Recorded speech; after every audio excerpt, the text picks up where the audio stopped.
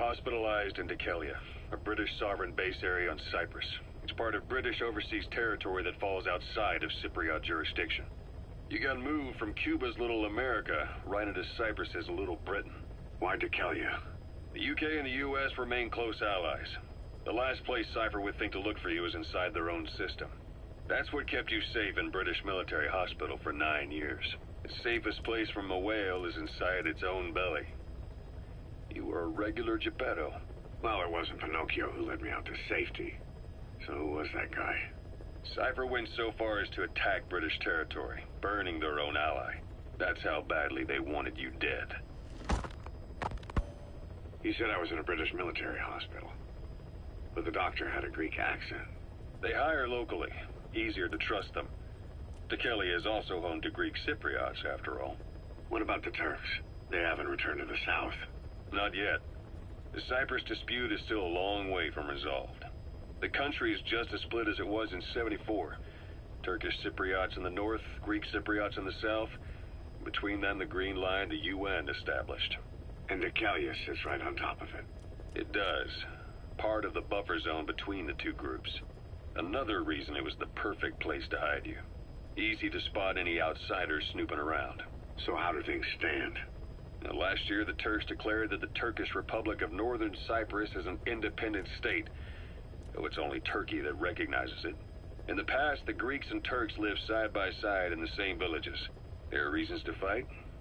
Those came from the outside.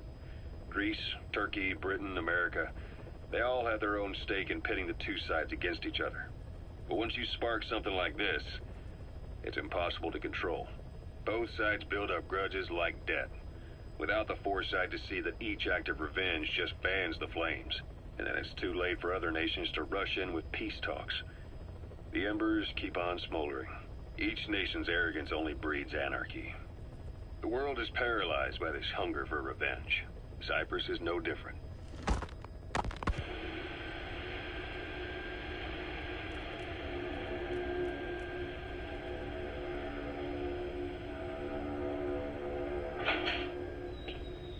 You're up. We're changing ships? We can't go sailing the Suez in a whaler. The Suez Canal. When did they reopen it? Not long after you were attacked. Once they finished sweeping it for mines after the Arab-Israeli conflict. Can you stand? We're going to transfer to a container ship for passage through the Suez. Our destination is Pakistan, Afghanistan's neighbor to the south. There, we disembark and head via Peshawar to the Zero Line, the border. We'll travel to the Khyber Pass by road. And then?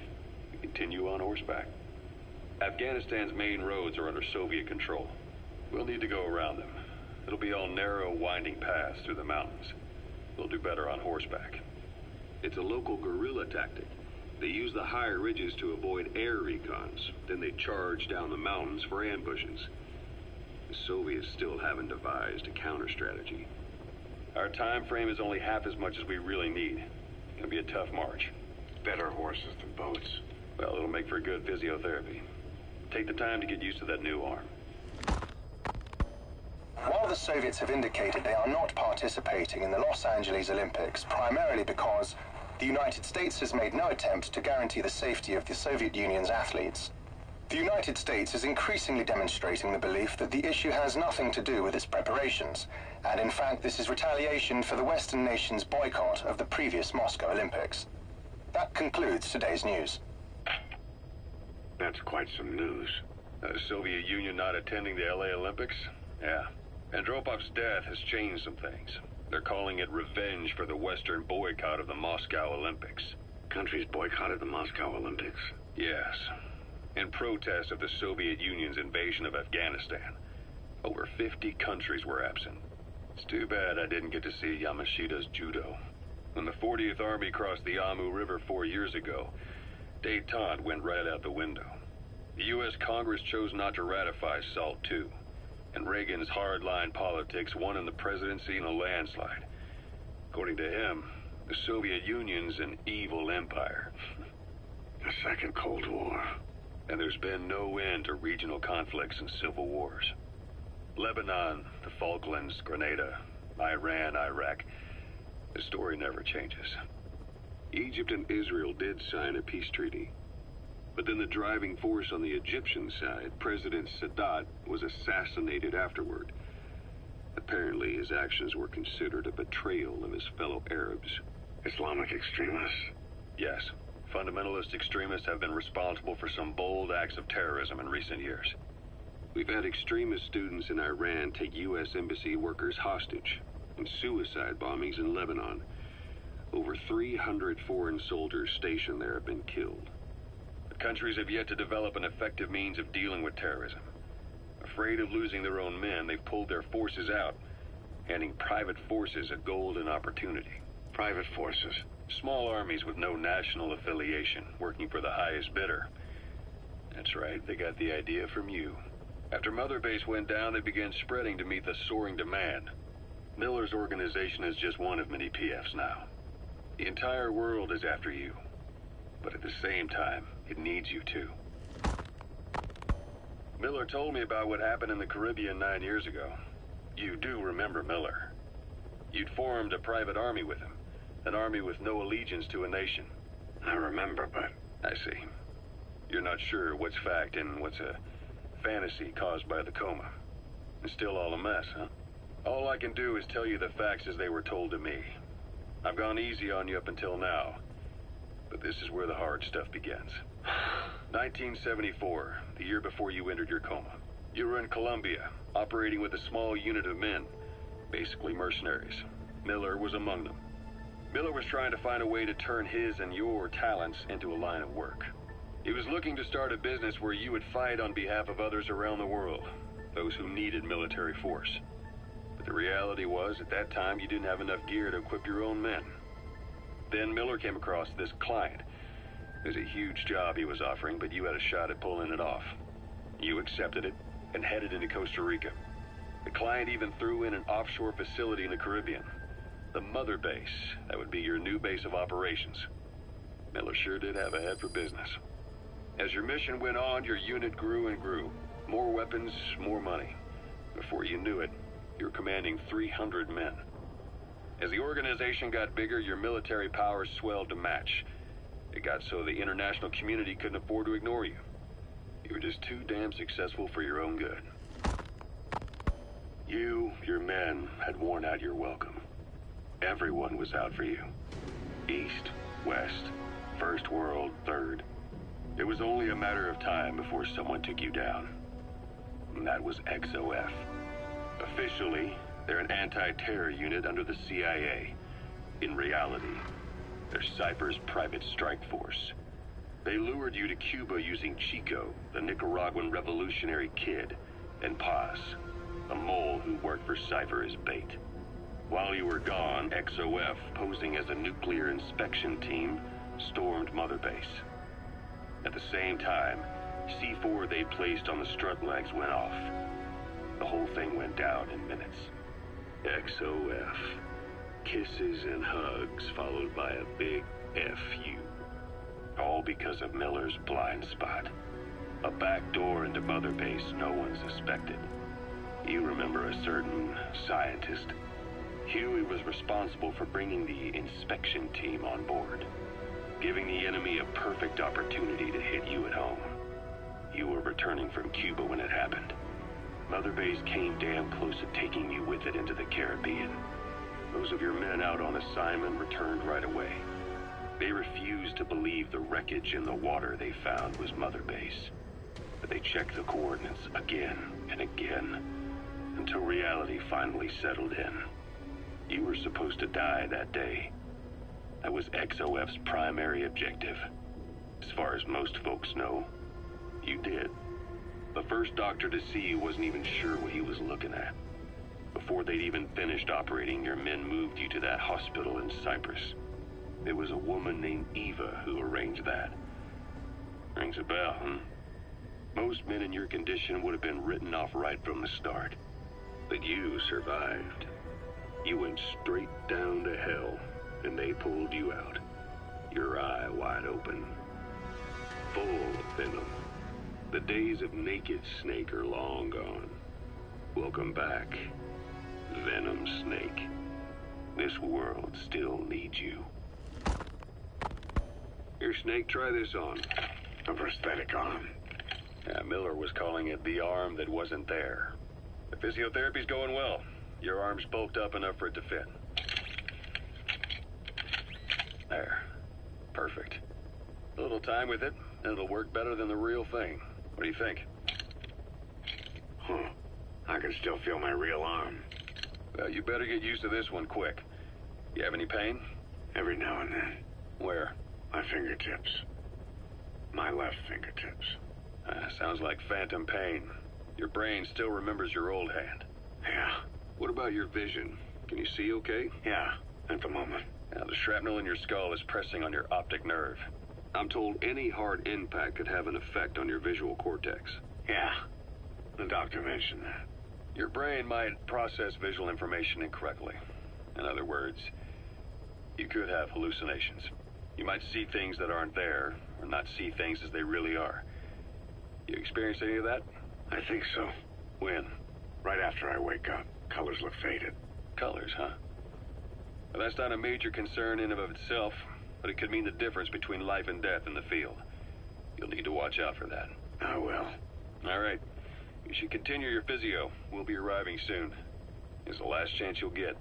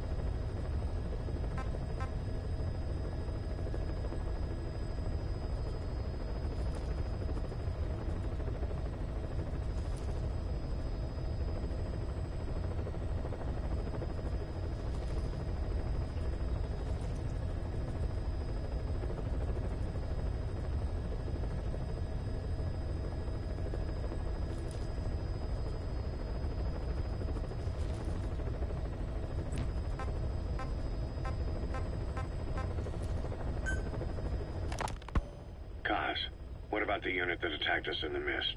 You knew something about them. That wasn't my first run-in with them. It happened right before I was captured by the Soviets. We were on the Zero line that day, the Afghan side, on our way back from training the Mujahideen at a mountain camp in Kunar province. There's a lot of that work in Afghanistan. Most PFs shy away from it because it draws too much attention.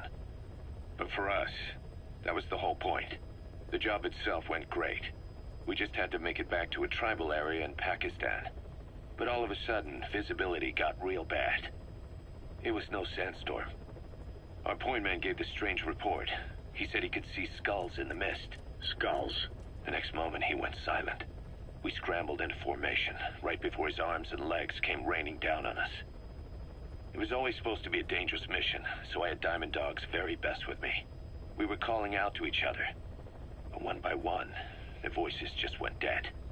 Whatever happened to me, I lost consciousness before I knew it. When I came to, I was in a Soviet camp, tied to an interrogation chair. Could they be some new Spetsnaz unit? No. The ones that interrogated me were just the average rank and file. Whatever group attacked us, the way they moved was just insane. And that mist, appearing out of nowhere. The Soviets don't have tech like that. If they did, Ocelot would have heard about it. I doubt the West does either. Otherwise, the folks at Langley would be sleeping a lot easier. Why'd they come after you? Wish I knew. I'm the only one who survived. Though I don't think they planned it that way. If I was their target, they wouldn't have just handed me over to the 40th Army. Whatever the case, we need to watch our step until we know who they really are. And boss, if you ever do run into them again, don't try to take them on. You just get the hell out of there. When I first started dealing with Zero, with Cypher, it was a somewhat parasitic relationship. Though, a mutually beneficial one. Cypher had no army of their own, so they wanted us. They wanted our strength. They approached me as a potential business partner. But they had other motives.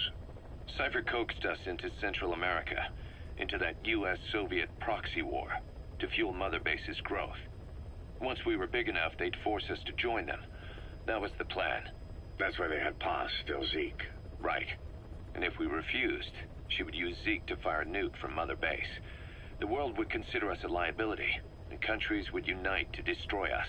We stopped the launch. And yet they still took us down, through that fake inspection they orchestrated to cover up their sabotage. That power Cypher wanted. We don't have it anymore. So why are they still after you? Is it just the fear of leaving you alive? I don't know. Was Zero really... All I know is the man I knew wouldn't want this. What do you mean? We have to consider that it might not be Zero we're dealing with. We know virtually nothing about Cypher anymore. How big they've gotten, what they want, or even who they really are. The new Mother Base started out as a test drilling rig operated by a mineral resources supplier, but their project fell through. The Seychelles government was happy to hand the place over to us. It was just scrap on stilts. So with a few dummy construction companies set up as fronts, we started renovating the half-finished rig. From the outside, it looked like the project was back on rails. Kaz, you... What? I see what you're doing. Recreating the Mother Base we had 9 years ago. Only this time. That's right. The Mother Base Cypher thought they'd destroyed will return from the grave to kill them. We'll prove to the world that we were the victors. And if we lose again? They can't fool us the same way twice. Now our enemies are in plain sight. And when our organization gets too big, we split it across companies. Any company that draws attention gets liquidated, and its capital is back-channeled into a new company. Most PFs are small-time operations anyway.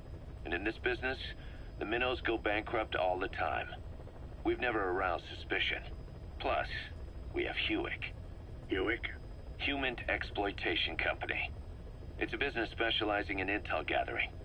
Think of it as a civilian intelligence agency. Kaz, that's... Remember what they were trying to accomplish at the prison facility in Cuba? That gave me the idea.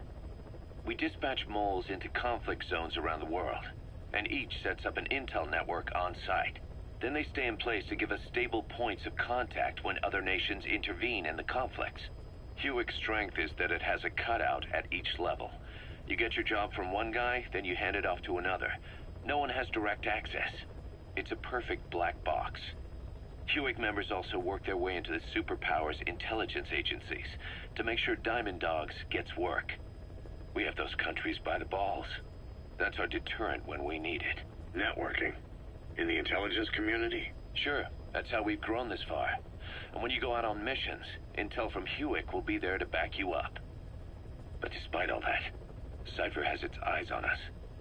The only reason I'm not dead is that they needed to know where you were. Figured if you woke up, I'd go straight to you. That's why you made that ruckus at the Zero line. Yeah, to make their own surveillance work against them. I think it took some of the heat off Cyprus. Kaz. Then I just had to wait for you to save me. And I've gotten used to waiting. Kaz. That's not all. It was a good chance to scout the market. And with the West wanting the Soviets out of Afghanistan, their agencies are bursting at the seams with funding. Boss, let's start by building up our Afghan presence. What? Ever since the attack on your unit 9 years ago, the name Big Boss has become known the world over. What do you mean? Those of your men who survived traveled far and wide. They fought throughout the world. In fact, they're part of the reason we have all these PFs now. Every one of them suffered their own phantom pain from losing you. Talking about you wherever they went helped to heal their wounds. Your actions and words, your legend, has been told on every battlefield they've set foot on. Obviously, as the tales have spread, the truth's been distorted, painted over. Big Boss sacrificed himself to show us the threat that Cypher poses. He sounded a warning, so it goes. A warning? Too much power destroys the hands that hold it. Apparently, you chose to be a living example of that. I never said any of that. The moment any truth is passed on, it starts turning into fiction. The problem is, fiction inspires people more than facts. To the world, you're now the legendary mercenary Big Boss. The lessons you've taught the PFs are the reason they're so widespread. They're the reason they've survived. And you know what they all aspire to?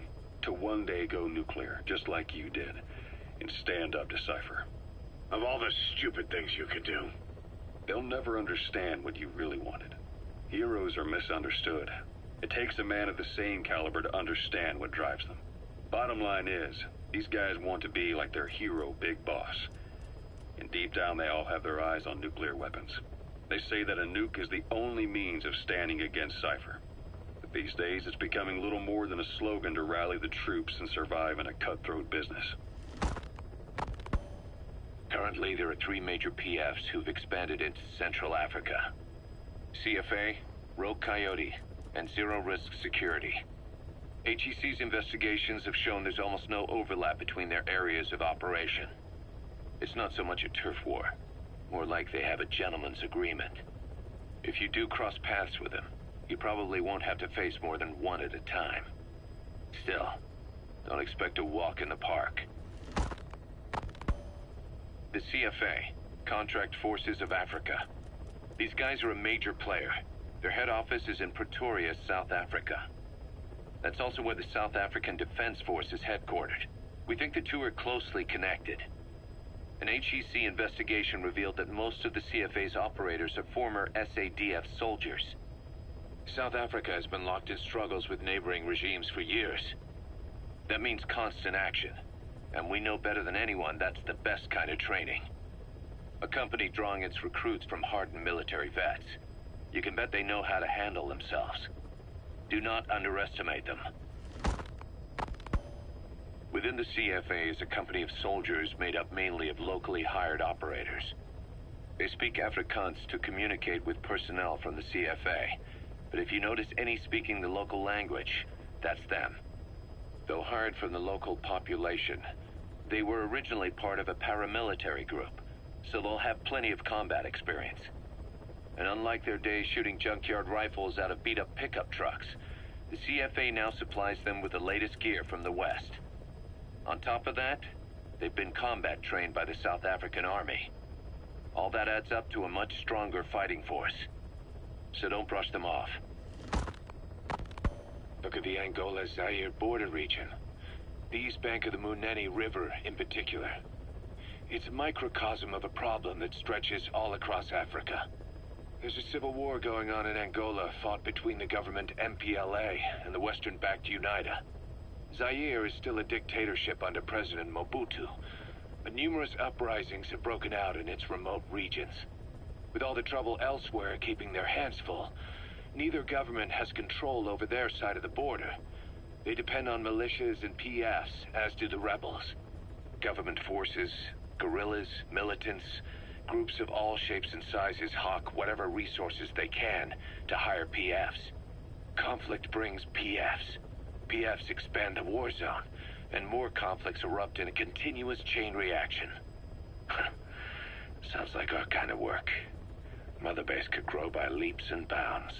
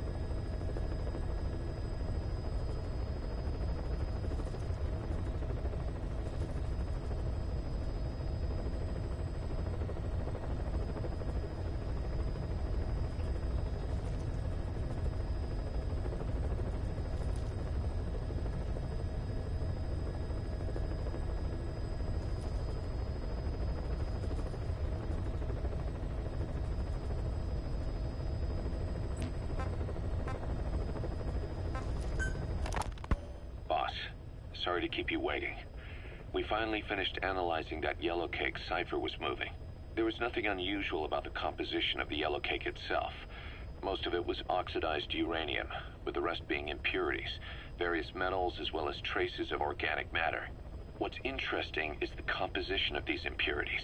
When we checked them against the impurities found in the copper ore, it was clear the yellow cake didn't come from Shinkolobwe, meaning they went to the trouble of mining two sources of uranium, then transported them together in different states. Another thing, we detected a very thin layer of highly enriched uranium in the middle of the yellow cake. Now that is very interesting. It may not be a lot, but it points to the existence of uranium-enriching technology. After all, yellow cake can't naturally produce highly enriched uranium. If they could mass-produce this, they'd be just one step away from a gun barrel-type nuclear bomb. But uranium enrichment requires advanced technology and a large-scale facility. If that kind of place existed in Zaire, the Soviet Union wouldn't sit idly by. And there's another question. Where were they transporting the yellow cake and malachite uranium? The first place that comes to mind is South Africa. The government was supposed to have abandoned nuclear weapons development after caving to international pressure. But rumors persist that it's continued in secret. Plus, CRS were escorting the truck, and they're based out of South Africa. And then South Africa does have an abandoned test site. If Cypher's involved with nuclear development in South Africa. But how would that fit with their weapon to surpass Metal Gear? We need more information. Shinkalo. Boss, I have the report on that cargo we stole from Cypher's truck. The PF was transporting two things. The analysis of that malachite has come back first.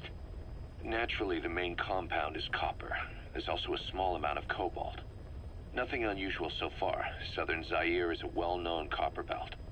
However, in addition to these, we also detected a trace amount of uranium. The content percentage, though, is too low for nuclear development. It most likely came from Shinkolobwe mine.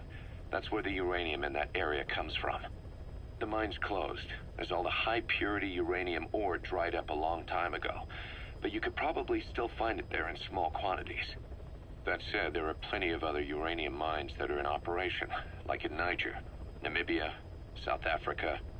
Why go to an abandoned mine to scrape up whatever's left and ship it out in mass quantities without refining it? They were transporting that yellow cake, too, which would suggest they have the technology to refine uranium. Anyway, that about sums it up. Unfortunately, the analysis of that yellow cake is taking a little longer. I'll let you know when it's done.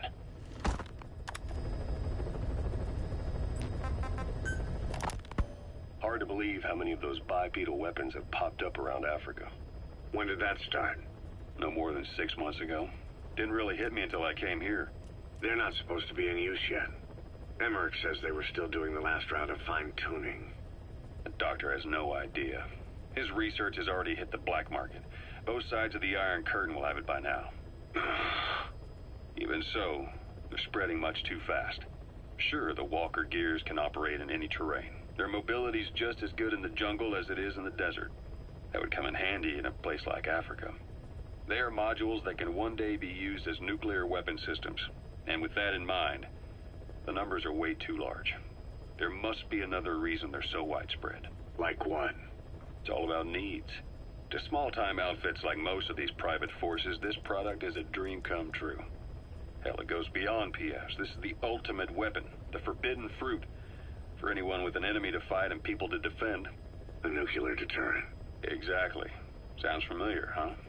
PFs are all operating off your playbook. You created these times. But could this be the new weapon in Africa that Emmerich talked about? If it is, why is Cypher letting everyone and his brother get their hands on one? What comes next? Selling nuclear weapons in the open? Making them public property? Why don't they give that a try? Then the next war really will be fought with sticks. Right. The man we're dealing with isn't foolish enough to make a suicide pact with the world.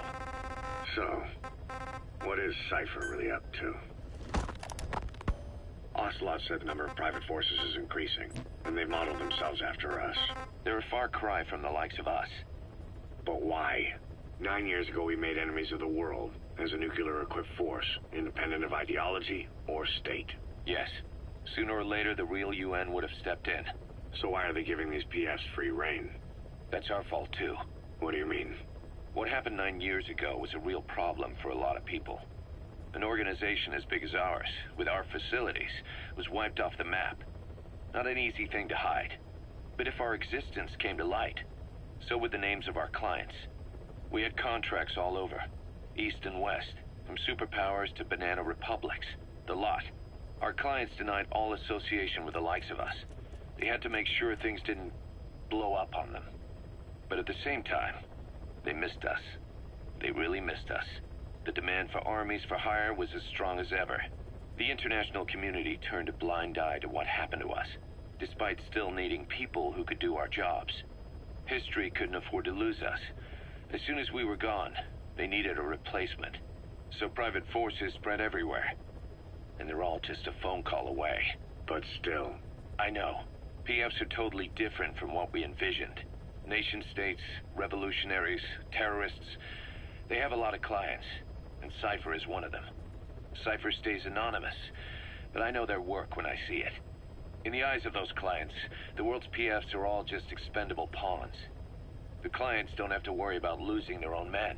Nobody knows they're involved, and PFs are cheap. In short, the world is chewing up soldiers and spitting them out. Even some of the old Mother Base's survivors are still working for PFs. Some guys created their own smaller forces. Others were taken on by emerging PFs. Everybody's gone their separate ways. But none of them are living their dream, because they're not fighting with you. Of course, I tried to headhunt as many of them as I could for Diamond Dogs. It was all a waste of time. They said they weren't interested without you to lead them. But now you're back. And everything's gonna change. We'll unite all private forces under you, transcending nations and economies. What is a nation? Just a patch of dirt. The bonds among us will surpass nations, and that's what'll put the world under our control. We'll establish a new kind of country, redefine the very concept of it. Even Cypher will be below us, an extraterritorial federation of military nations. The United States of Force. Once word of Big Boss's return starts traveling, that'll be our true Remember before, Boss? When Quiet attacked one of our guys on Mother Base, stuck a knife in his mouth. He's one of the very few soldiers who've had contact with her recently. Close contact. I don't think it's a coincidence that he was among those who became symptomatic pretty early on in this epidemic. Saliva and blood spatter, an open wound, mucosal infection. Whatever is causing this got inside him then. Miller, that is a baseless accusation. The source of the infection is Quiet. Everyone suspects her. We don't know that. And we've come across these symptoms before. The bodies in the water at the oil field facility, those sick people in the beds at the Devil's House. They're identical to what we've seen while we've been after Cypher. The infection could have come from elsewhere. But at the very least, she does know something. It's not like she's gonna talk. No, not through words anyway. But what about her actions? Quiet held a knife to that soldier back then, before he became symptomatic. There must have been a reason for that. A reason for shoving a knife down the throat of one of our men. What if she's capable of identifying who's infected? What if she was trying to stop the infection but couldn't communicate that to us? The answer to that, the source of the infection, might be in the mouths of the infected. You think there's some kind of clue in their mouths? I don't know. But maybe there's something about the mouths of those who become symptomatic, something in common. Something their mouths have in common. Forget it. We can't trust her. Even if she can spot the infected, I don't want her help. I understand how you feel. But this is something to go on. Can't you see it's just like I said? Bringing her here was a big mistake. Quiet is gonna be the end of us. Stand down. You've got zero proof. Try to keep an open mind on this, boss. There has to be a way to identify who's infected.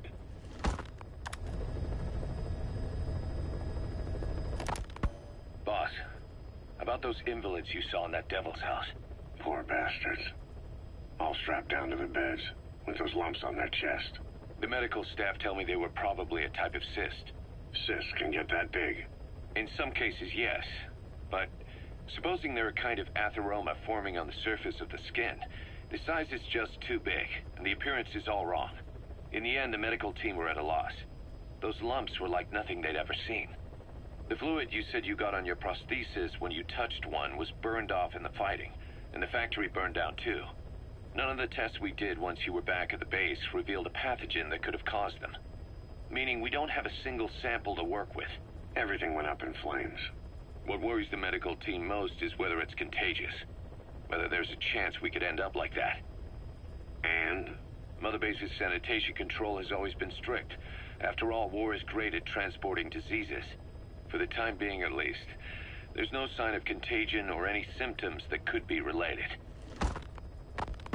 One more thing. About the surgery that had been performed on the people in the Devil's House. Yeah? You said that their throats were cut open, with an acoustic tube pushed inside? Right. The tubes were hooked up to tape recorders, playing some kind of audio. Well, we picked up some of that audio through your radio transmissions and recorded it here. The intel team has been working on analyzing the communications log. What have they found? There's nothing tying the contents together. We've got a report on 3 deaths in a car accident on the autoroute near Marseille. Protests outside the Libyan embassy in London. A press conference with the former Prime Minister of Sweden. A 4-month-old weather forecast for Balikpapan. And then commercials for appliances, cough syrup, and TV dinners. Assuming they're not all staged, they come off as recordings of your average public broadcasts. Public broadcasts? Just radio and TV signals? Yes, and from all over the world. We're looking into whether they're genuine or not, just to be sure. What else? A speech that sounds like it was recorded out on the street, and people chatting about how this year's tomato crop did. And there's nothing they have in common? We're partway through the cryptanalysis. That includes checking all audio ranges and running it backward and at different speeds. Then there's vocabulary breakdown for political suggestions, ideological comment points. But I don't think it's going to get us anywhere. Where were the recordings made? There's nothing linking them from that angle either. Just like you reported, we've detected virtually every major language there is. French, German, Italian, Spanish, including South American accents. Then there's Russian, Hindi, Arabic, Portuguese, Mandarin, Cantonese, Japanese. They're nothing if not thorough. Well, I don't know if we've got them all covered. Ignoring the ones that have gone extinct, supposedly over 5,000 languages exist today. Besides, English isn't one of the ones we picked up. Really? English? I know. Only 5% of the world's population is a native English speaker. But when you factor in those who've acquired it as a second language, nearly 1/3 of the people speak it. The world's dominant lingua franca. You gotta figure they had it somewhere among all the languages in that place. No English. Bear in mind, we didn't hear everything that was played in that room. We couldn't isolate the more distant sounds due to static, and the program could have been set to change every day. In a nutshell, for reasons unknown, people in that room with a common medical condition were made to listen to recordings in languages from around the world. It's not clear how the growths on their chests fit into it. It could have been treatment for them, or maybe an experiment of some kind. I'm guessing one person knows. Yeah, Skullface. He was there. The only thing we can say for sure is that he's involved. Snake, I wanted to ask you about the man on fire. What do you remember from the hospital? Anything we can use? Well, he took off the moment the sprinklers started up. Sprinklers? The fire system? And when he got sprayed with water from the burst pipe, it slowed him down. When we escaped on horseback, he wouldn't cross the river either. And then it started to rain. And he disappeared. Water against fire. Is it that simple? I mean, it makes sense. It's just hard to believe it would work on a guy like that.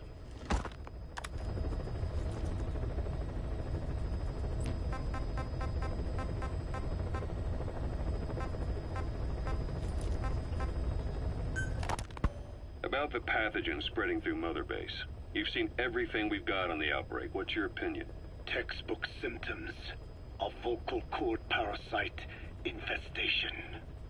And judging from this casualty list, It is the Kikongo strain, meaning a breed of parasite that triggers symptoms upon detecting pronunciation specific to Kikongo.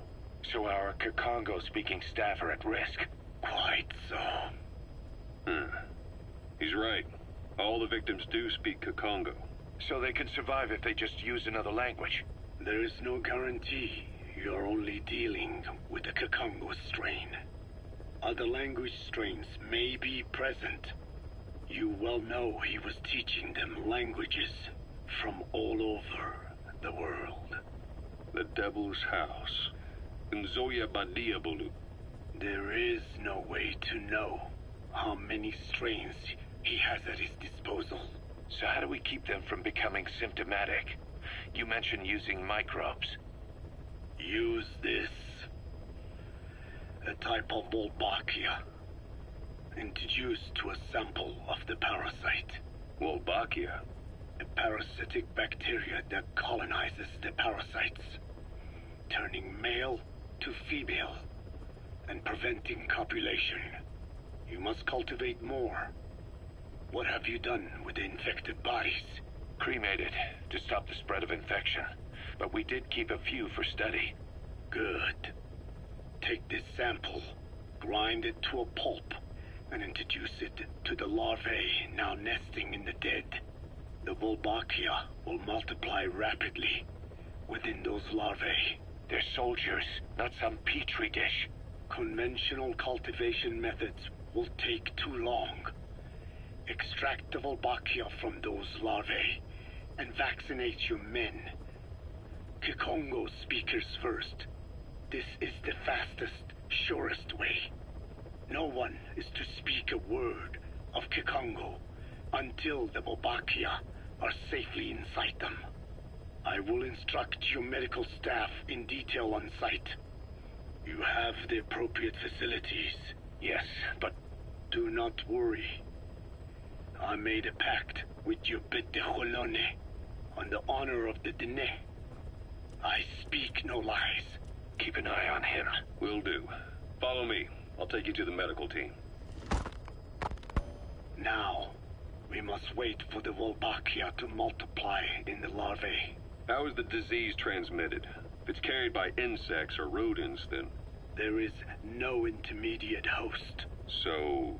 The vocal cord parasites lay their eggs in the larynx of the host. Most hatch and migrate to the lungs, but some are transported to the mouth through ciliary movement, mixing in with saliva. Saliva. Droplet transmission. Sneezing, coughing. Any food or water containing infected saliva. It would spread fast. Indeed. And when the larvae migrate to the lungs, symptoms can resemble the early stages of a cold, making it easy to infect others. Meaning a simple conversation would be enough to pass it on. All right, so what happens after the larvae migrate to the lungs? It is as I said before. They mature by feeding on alveolar tissue. It is only then that noticeable symptoms appear in the host.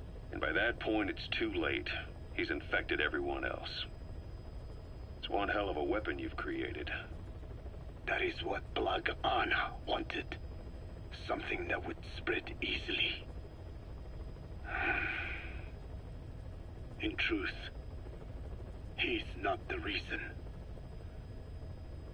But we will discuss that another time. The Wolbachia have multiplied. We're preparing to extract them and begin vaccinating. But is this really... Code Talker, what are the metallic archaea? Volcanic craters spewing sulfur. Water hot enough to boil your skin off. Ocean depths of 800 plus atmospheres. Wastelands radioactive enough to kill you where you stand. There are groups of organisms that survive despite. No, because of living in such environments. I've heard about them. Extremo... something. Extremophiles. By selecting certain species, then subculturing and repeatedly modifying them, I created a metallic offspring of pure archaea.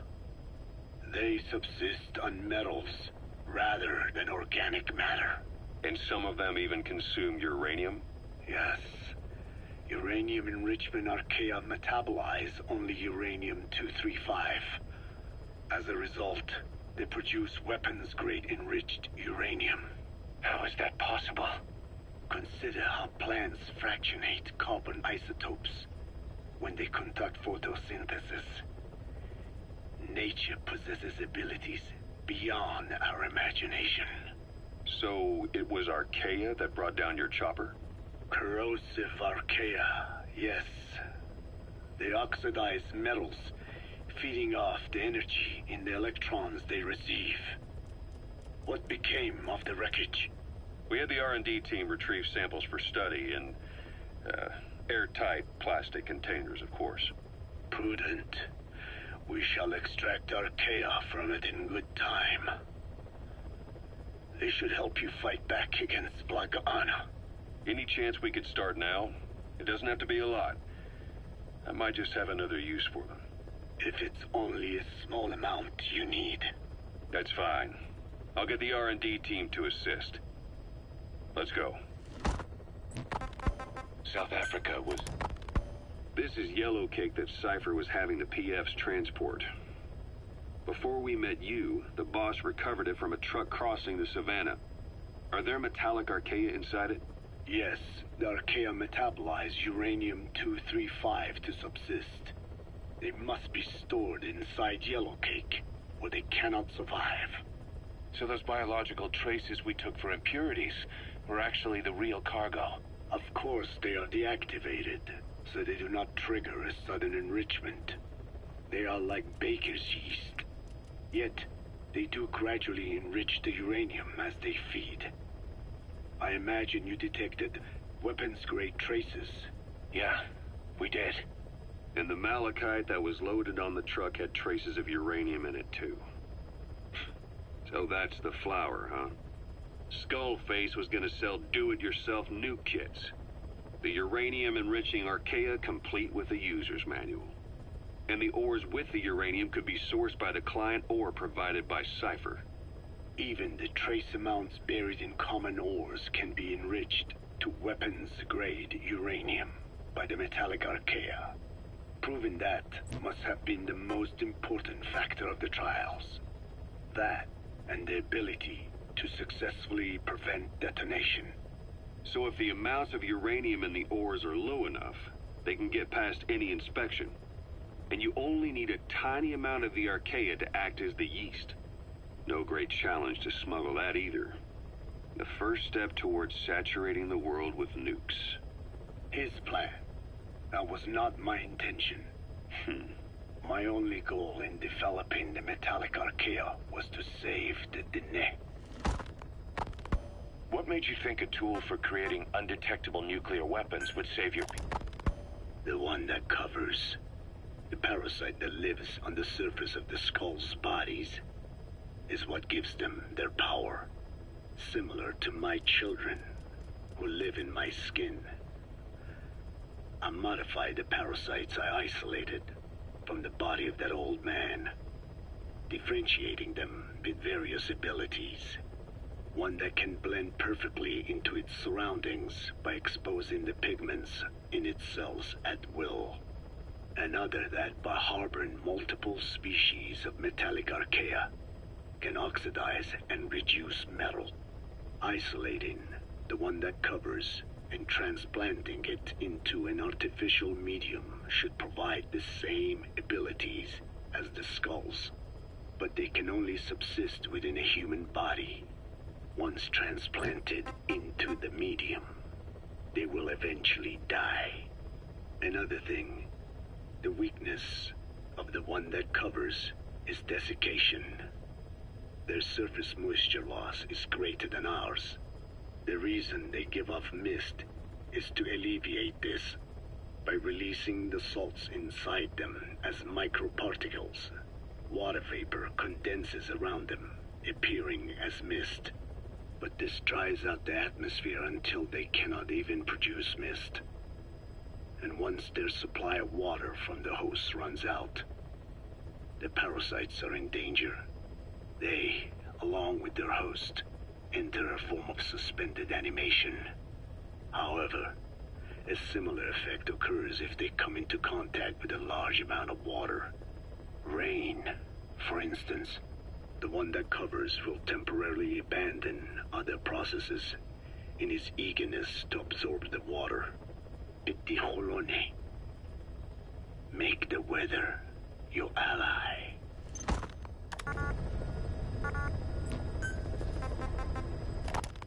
Why activate Sahelanthropus in Afghanistan? This is how Skullface wanted things to play out. The Soviet Union secretly develops a new type of nuclear weapon and successfully deploys it in Afghanistan. Revealing the existence of Sahelanthropus results in a return to the glory days of the Cold War. The threat it poses reignites the nuclear arms race between the world's major powers. The demand for nuclear weapons increases around the globe. What if you then introduced a nuclear weapon anyone could get their hands on? Non-nuclear nations, militant groups of all shapes and sizes, they'd all jump at the chance. Sahelanthropus was a marketing tool to sell nukes all around the world. But I think it's safe to say that plan was stamped out before it got up and running. The world's intelligence agencies never did turn up anything conclusive on it. After all, Sahelanthropus vanished before word could spread. Everything that's happened is already a fading memory, never to join the pages of history. Except for Cypher. Cypher won't forget. They'll already be working on something quietly beneath the surface. They'll use the pieces of data scraped together from this incident to build their own bipedal weapon. It'll take them a long time to complete it, but for now, the greed sector have found their new life's work. We'll have to be ready too. Skullface, real name unknown. Born in Hungary, more specifically northern Transylvania after it reverted to Hungary from Romania. While he was young, the country allied with Germany as part of the Axis powers, but later during the war, it came under Soviet occupation. The Hungarians struggled for independence, but the Soviets came down hard. Just like he said, time and again the country was ruled by a foreign tongue. When he was a young boy, he lost his native language, the bedrock for any developing child. His country, his family, his face, his identity, everything was stolen from him. All he had left was his skull. Skullface first tried his hand at espionage during all the chaos from the war. Agents, military officials, and soldiers who operated out of Hungary during the war vanished over the course of several months. This Soviet spy hunt rocked the counter-intel world. Mysterious fatal illnesses, accidental deaths, drownings, people having strokes behind closed doors. Just like Stalin, no one knew who was behind it. But all you need to do was look for who had the motive. They were all taken out by a man without a face. And now we've got an idea of how he did it too. He'd gotten revenge for his people, but he wasn't finished. Skullface defected to the West, eventually ended up with the SAS. That's where he met Zero. It's possible he began planning this whole thing back then. It's hard to say. In any case, Zero made him his XO. He always did have a thing for oddballs. But this one was set to lead a unit no one else would know about. When Zero created Fox, he also formed XOF as a support team. An unconventional special forces unit designed to support Fox, make it stronger, with Skullface given the orders. Zero never even told the boss about it, nor the CIA, naturally. If Fox was Zero's silver bullet, XOF was the recoil when he pulled the trigger, just like Newton's third law. While you were with Fox, Skullface was operating behind the scenes, sometimes as your backup, sometimes as a mole or a scout, sometimes as your cleanup crew. Fox's tail, making sure the mission succeeded and that you survived. We only have his word to go on, but Skullface's goal was revenge against those who'd use language to subjugate people. Those corrupting a people's identity by forcing a new tongue on them. Those using the power of language to control information. Naturally, that set his sights on Zero. To Zero, English was simply the most convenient code. But to Skullface, English was a parasite. And by eradicating it, he'd stop the world from being eaten away. If that didn't work, he was ready to see the world scorched by nuclear fire. To save language, culture, and race from annihilation, he was willing to overstep the hands of the doomsday clock. That is, of course, if you believe anything he had to say.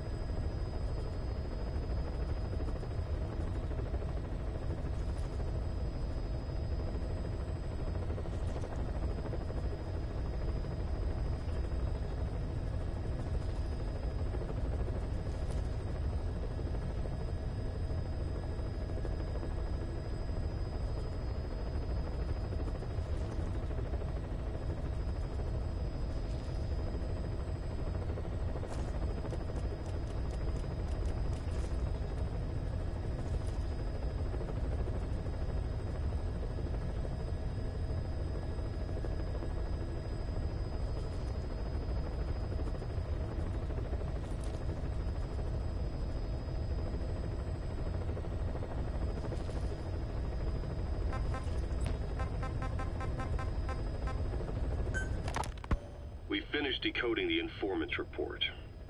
That floating kid we've run into a few times now.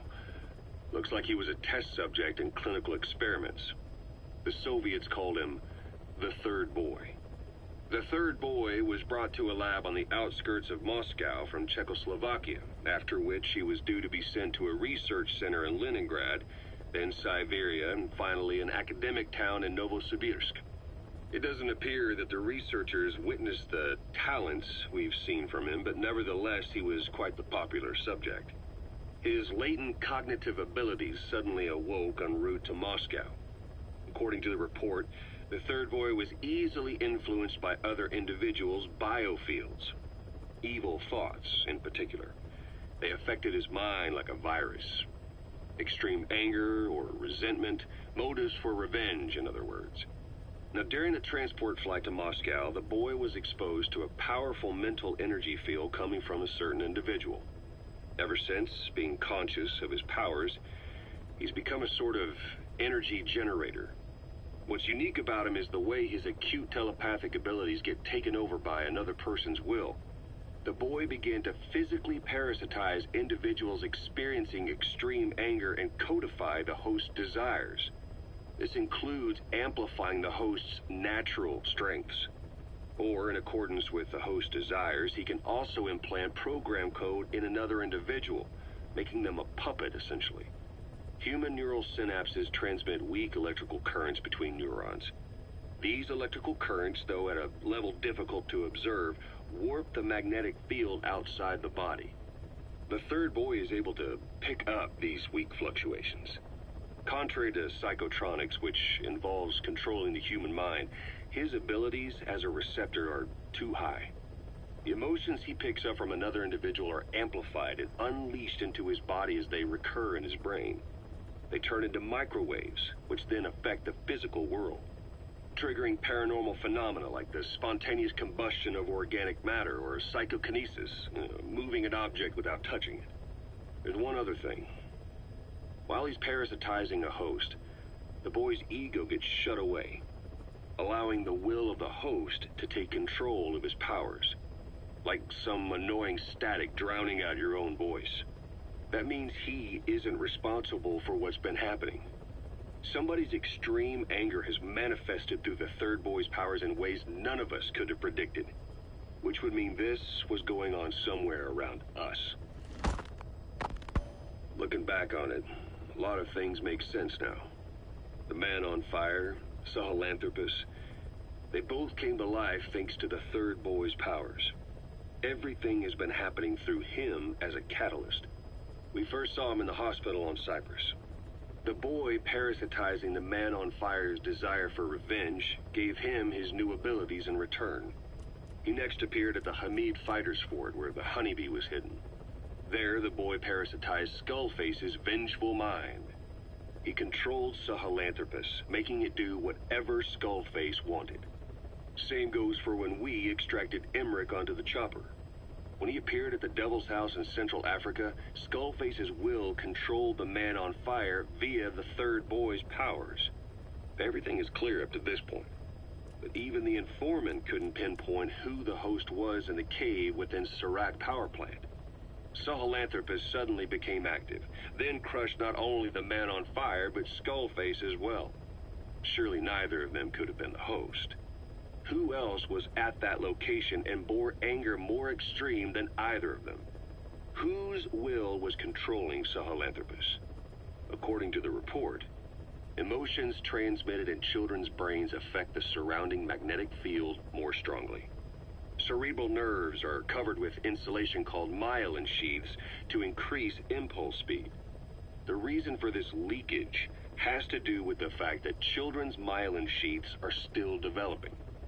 So, how many children do you remember being there? Children with a burning desire for revenge and bearing a grudge against you. I can think of only one. Eli. We don't know what kind of life he's had, but the resentment he's shown toward adults is nothing short of extraordinary. The third boy resonated with Eli's mind. And that means Eli bore the strongest animosity of all individuals within the boy's reception range, estimated to be a 3-mile radius, beating out even Volgan and Skullface. The third boy has probably remained hooked on Eli's anger since. You remember at the Devil's House, the third boy showed an interest in Shabani? That must have been his ego making a rare appearance. He may possess abilities far beyond anyone else in the world, but he's still a kid. Maybe them both being kids was enough to bring them together. And if so, maybe with Eli, he isn't feeding off him, but acting in symbiosis with him. So what kick-started the third boy's powers? If we look at the location and time that his plane went down, we can make a pretty good guess. When the plane experienced the first anomaly, it gave an accurate report of its position to a control tower. Due north of the Black Sea, 125 miles east of Kiev. Dead south on the Black Sea is Cyprus's Green Line. So the plane's position was directly north of the hospital where you'd been asleep for 9 years. And this anomaly was reported at exactly the same time that you woke up. The plane was enveloped in flame from the inside out. The fuselage burnt to ashes. There were no survivors, at least not publicly admitted. Your thoughts formed a synchronicity with the boy's psyche and were amplified inside his brain. That would have been more than enough to trigger his abilities. Your rage was like a big bang in his head, blowing the lid off his powers. The boy was then secretly moved to the lab outside of Moscow where Volgin was comatose. There, Volgin's thoughts resonated with the boy and he was awakened. Volgin became the man on fire, hell-bent on getting revenge on you. His instincts led him straight to you. Skullface knew Volgin from Operation Snake Eater, or perhaps from even before. Monitoring this pair of extraordinaries, he discovered the hospital and sent his assassin and XOF. Skullface was probably watching the situation from close by. Then, realizing how useful these two test subjects could be, he approached them. Reacting to Skullface's thirst for revenge, this time the boy let Skullface's will control Volgin. Volgin, at times driven by personal revenge, at times through Skullface's will, kept on moving, though his body was little more than dead meat. Perhaps there were moments where even your thoughts affected him as well. But without the boy's power, it was like the plug had been pulled from the socket. Everything was powered by anger, malice, revenge. This is how the end of the report sums things up. Both the third boy and the man on fire were originally test subjects of paranormal research for military applications, like telekinetically controlling the leader of an enemy nation and making him launch a nuke, or stopping the heart of someone on the wrong side of the Berlin Wall, experimenting with latent human abilities. They were used as tools of the Cold War. The boy's only crime was being born with unique gifts. But he was sacrificed on the altar of war. His life reduced to slavery under other people's wills. Turned into a living weapon with no will of his own. Eventually, the only emotion he could feel must have been the desire to get revenge for the hand he'd been dealt. Boss, it's you that awakened the boy's powers. But there's more to it than that. I guess the anger emanating from you was something he could truly relate to.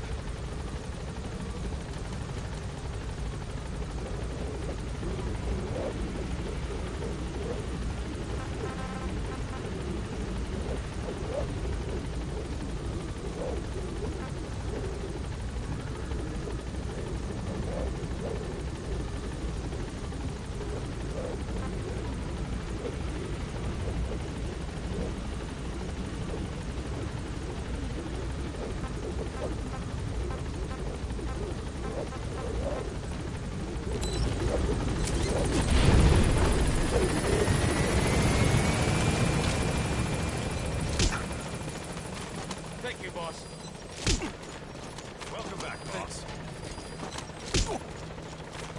Thanks for that, boss. Thanks for that, boss.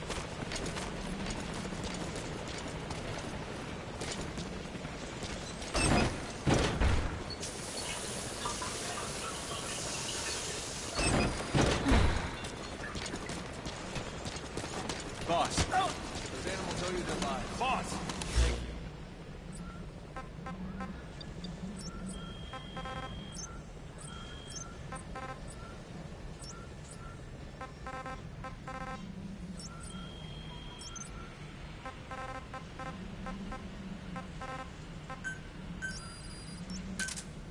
Roger.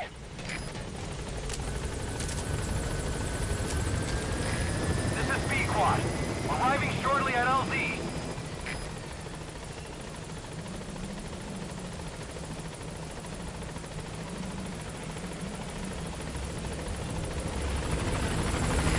This is B-Quad. On station at LZ.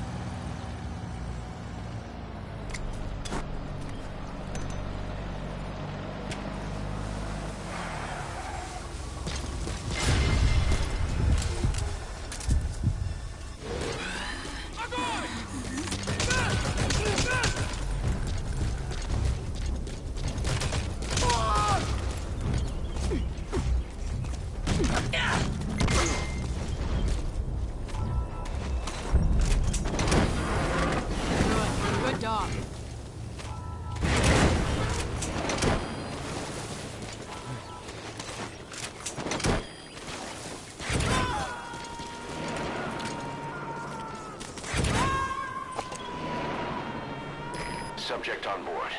Leave the rest to us.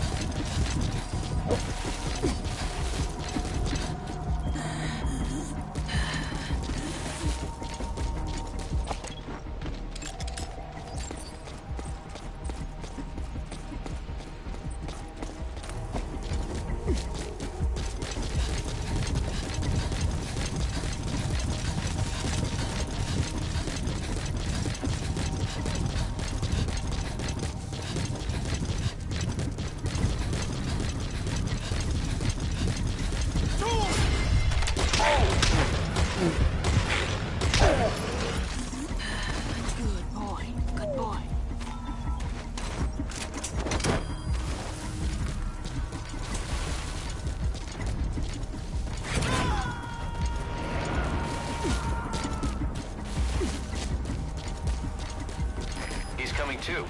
Roger that.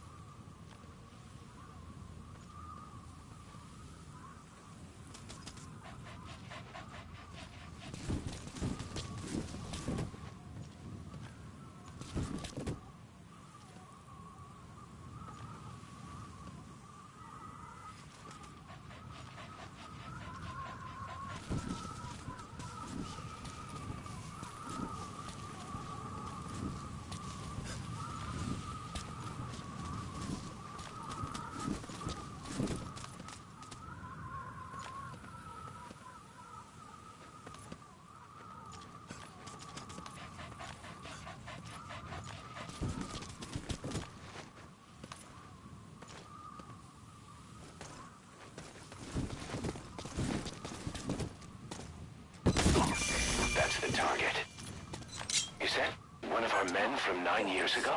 I knew you were alive. Bring him home, boss. Spit it out. Boss, I knew you were alive. Speak. Boss, I knew you were alive. Where are your friends? Boss, I knew you were alive.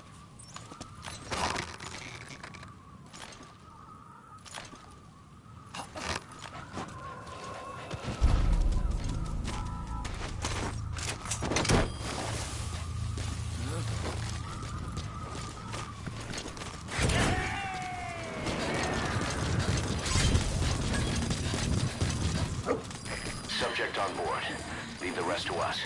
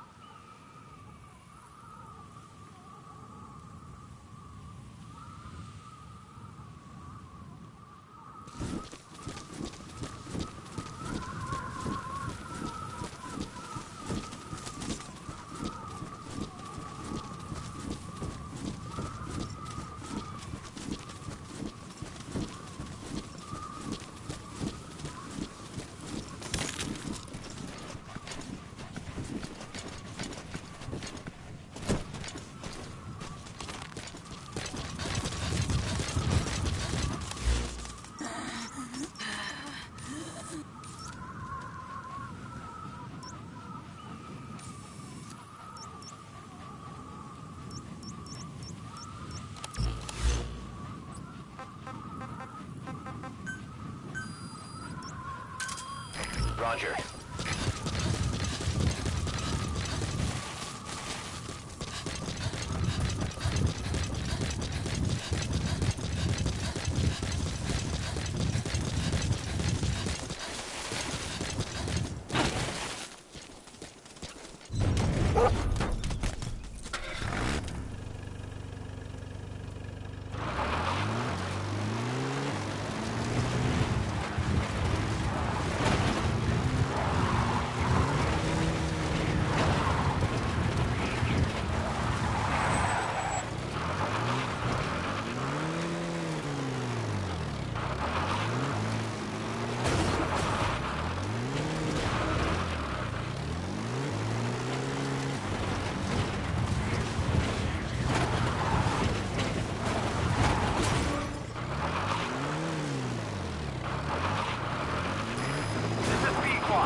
Arriving shortly at LZ.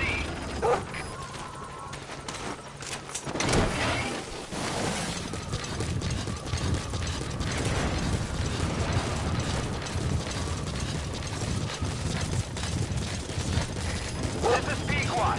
Have arrived at LZ. Will stand by.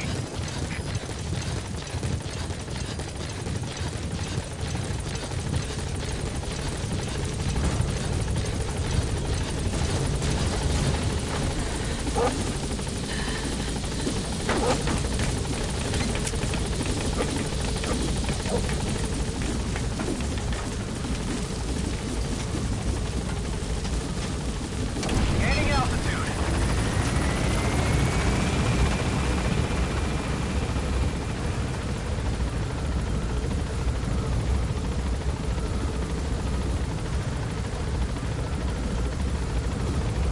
Departing.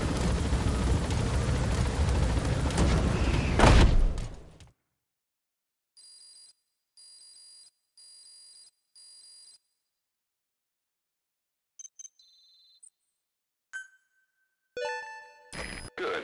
You captured it alive.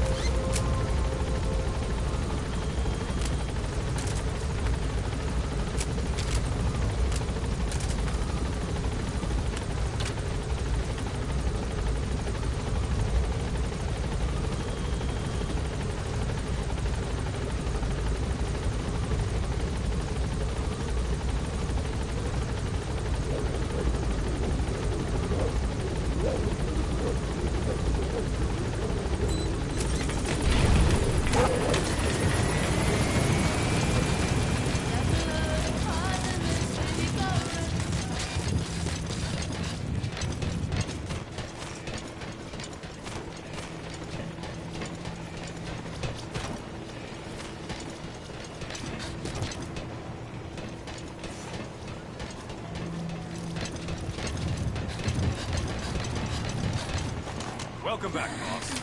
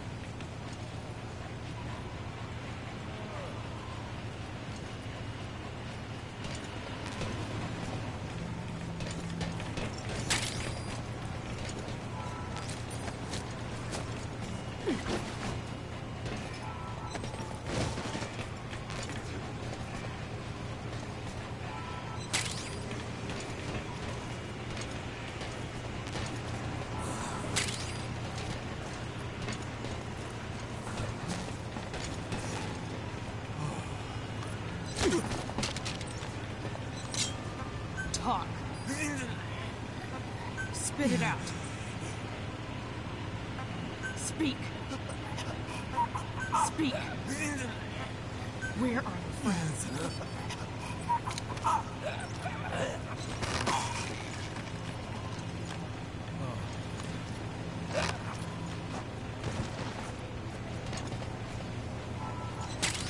Thank you.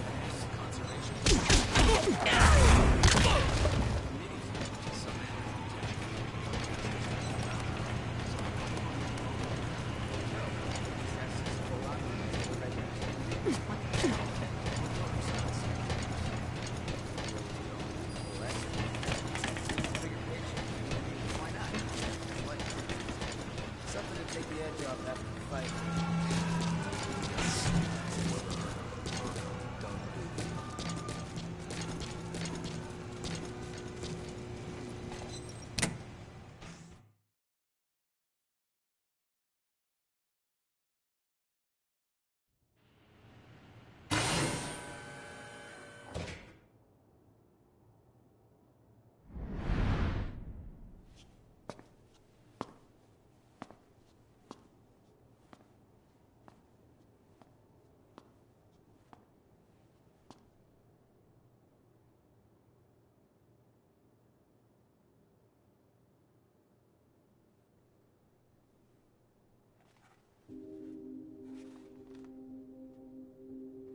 Snake?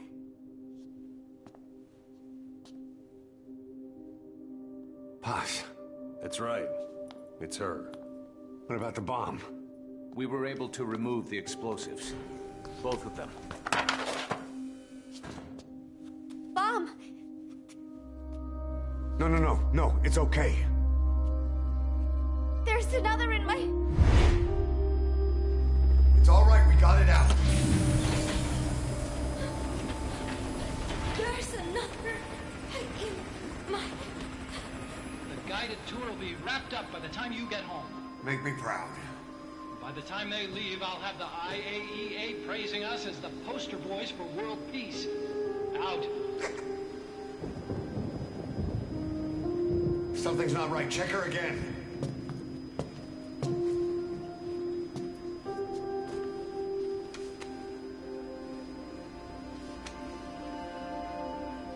Boss?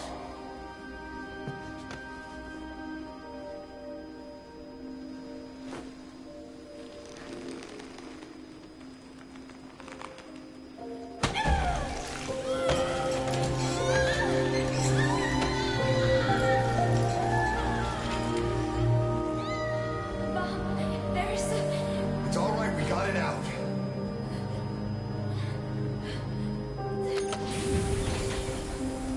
There's another in my...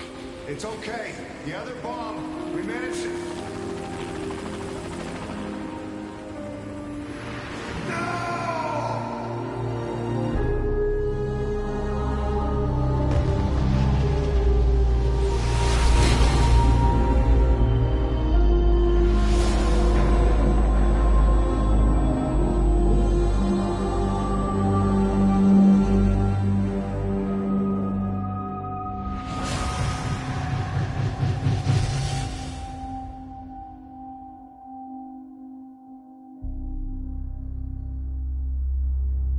She hit the water hard, but somehow she managed to survive. Anyway, the shock triggered some kind of amnesia. Snake, where is Professor Galvez? You mean? Yeah. She still thinks it's 1974. She's got no memory of anything before that either. Cypher, the KGB, nothing. It looks to be a kind of dissociative disorder. Dissociative amnesia, where memories are blocked out to protect the mind, and dissociative identity disorder, the whole personality changes. What we're seeing seems to be a combination of the two. She truly believes she's nothing more than a student living in 1974. Peace Day was a lot of fun. I hope we can do it again. She doesn't respond to anything that conflicts with her internal timeline. Doctor's pretty sure she's not faking it. If she had her memory, just think what she could tell us about Cypher.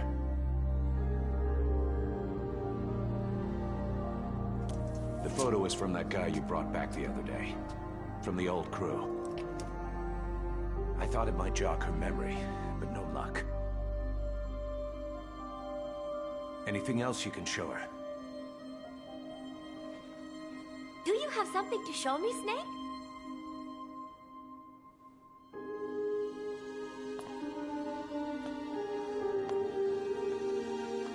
I give up. She's all yours.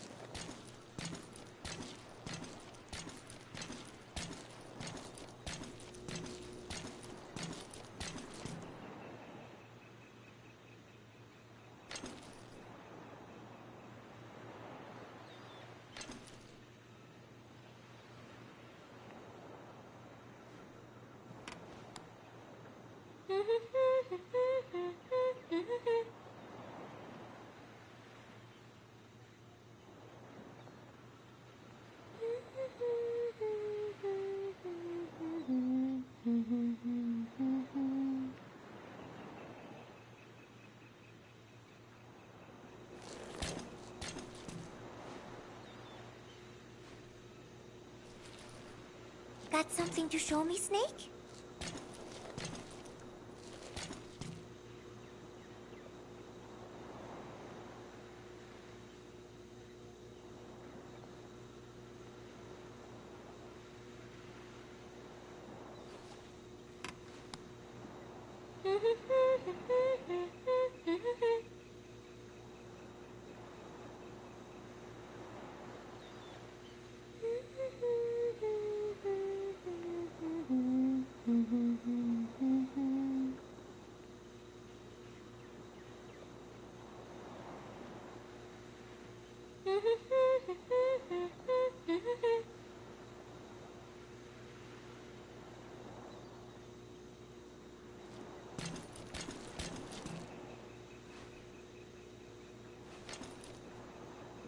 Got something to show me, Snake?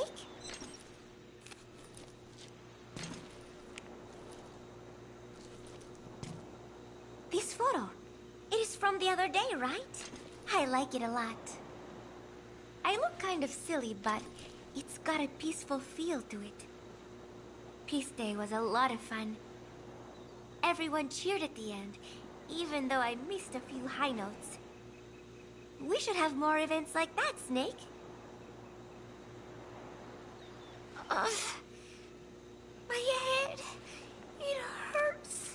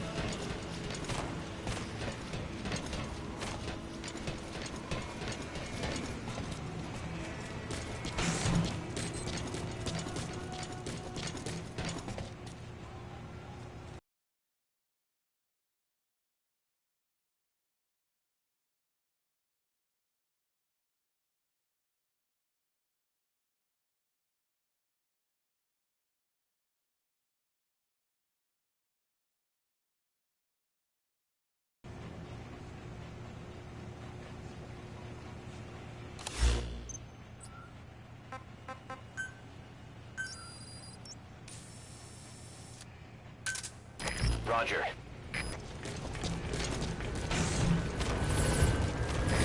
This is Pequod. Arriving shortly at LZ.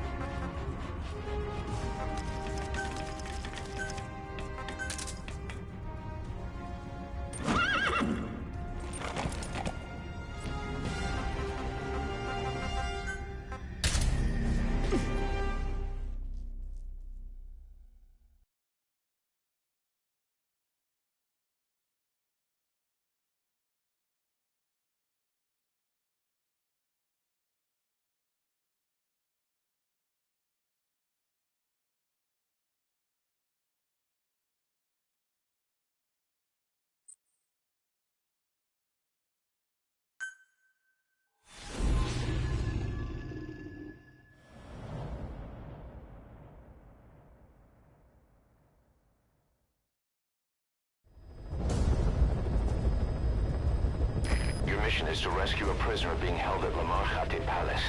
He's known as Malak, Angel to his fellow Mujahideen. Start by checking the target's VI on your iDroid.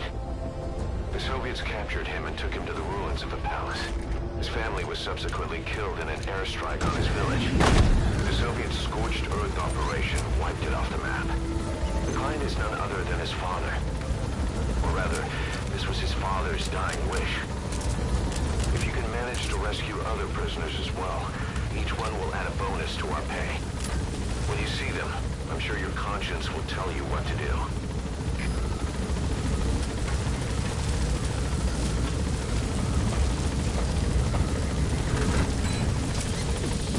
Be careful down there, boss.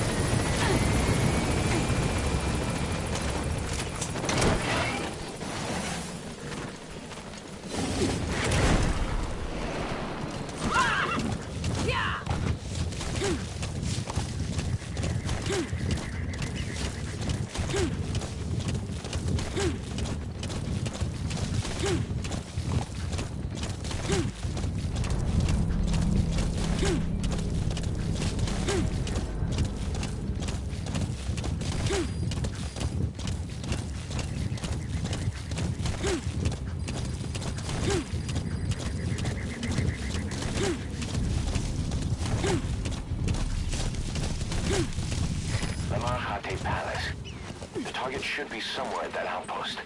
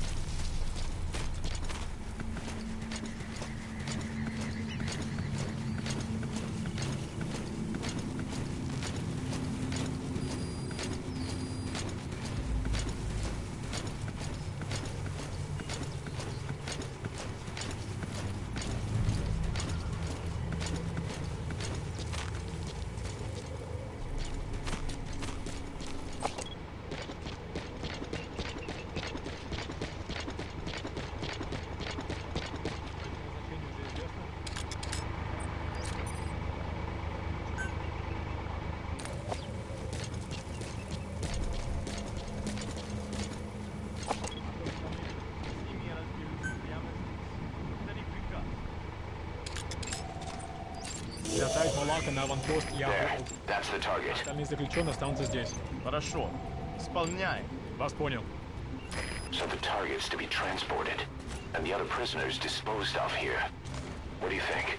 Our mission is just to extract the one target, but will there still time before the target reaches the destination?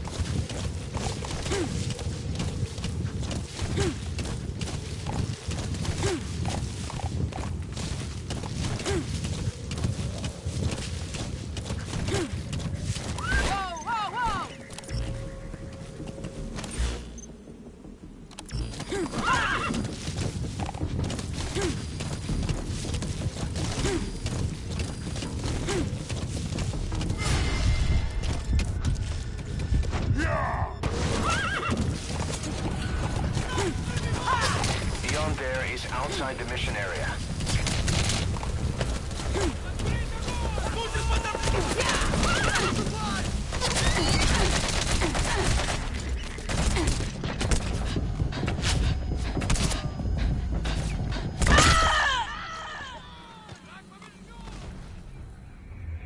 Boss, what happened?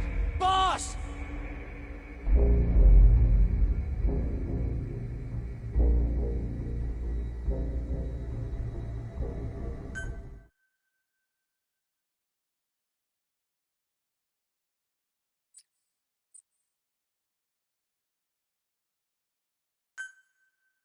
We have a fix on the target's location.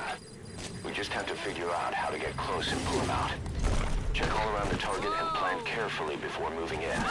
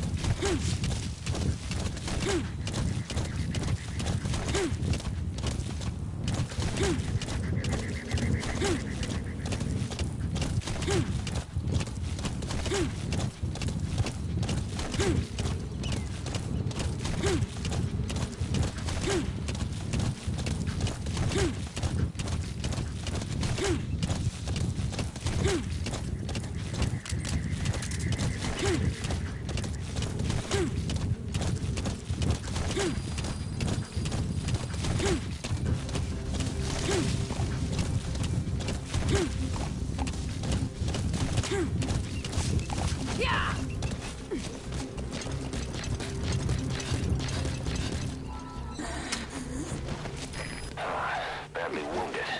We can rule out a Fulton extraction. We'll just have to do it by chopper. Call the chopper from your iDroid, boss. Then carry the target to it. Roger.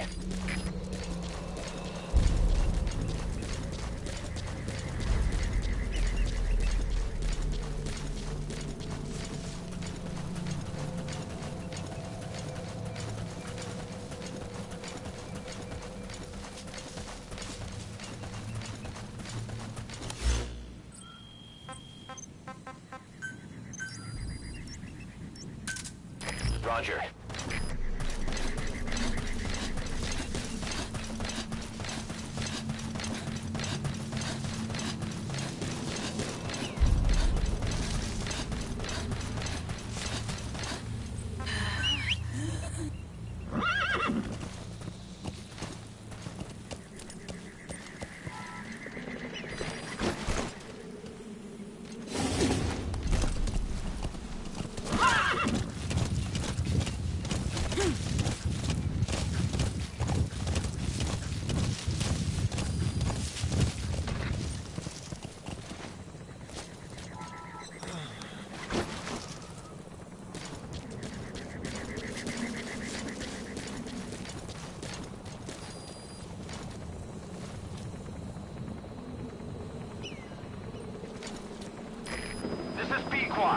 Arriving shortly at LZ.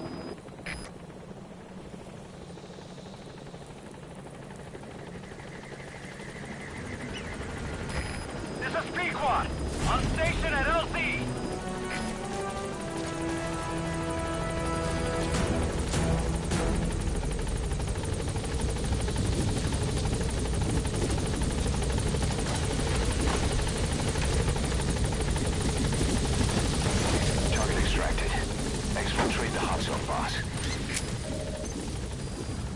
Gaining altitude.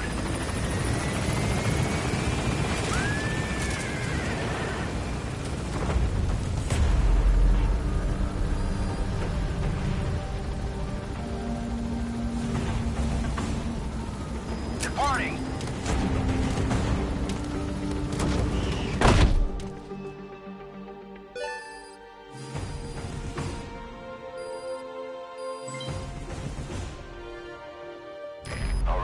Mission complete, boss. Maybe you'll actually break a sweat next time, huh?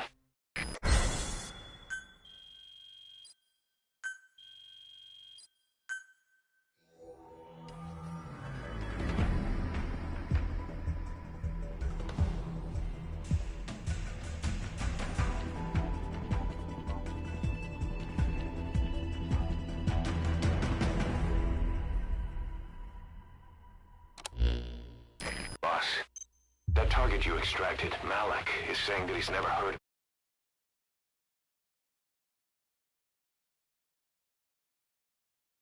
What's more, he says his village was destroyed long before he was ever taken prisoner.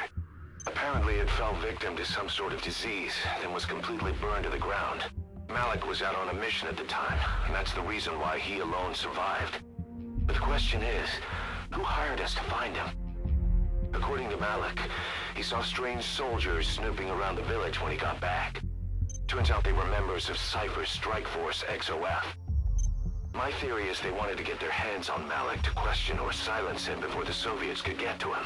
Cypher was just using us to cover things up. All that crap about Malik's relative was a front to convince us to retrieve him. But an entire colony just wiped off the map. It sounds a lot like the Hamid during the Honeybee incident. All I know, boss, is there's no way in hell I'm handing Malik over to Cypher.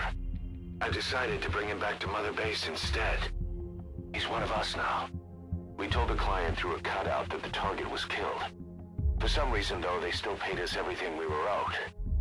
Cypher's obviously up to something, and this is probably just another preemptive cleanup operation to them.